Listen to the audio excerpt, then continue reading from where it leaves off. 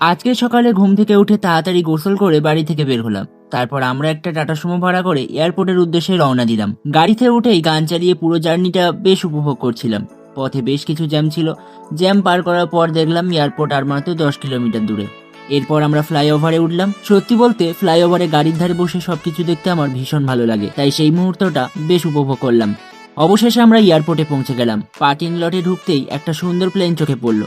বাইরে থেকে দেখতে দারুণ লাগছিল। এরপর টাটা সুমোটা পার্কিং এ রাখার জন্য বিল কেটে নিলাম। তারপর গাড়ি থেকে মোটু ভাই নামলো, আর আমি মেয়েকে কোলে করে নিয়ে দাঁড়িয়েছিলাম। ওর মা গাড়ি থেকে নামছিল, ওকে নিয়ে নামতে পারিনি, তাই আমার কাছে দিল।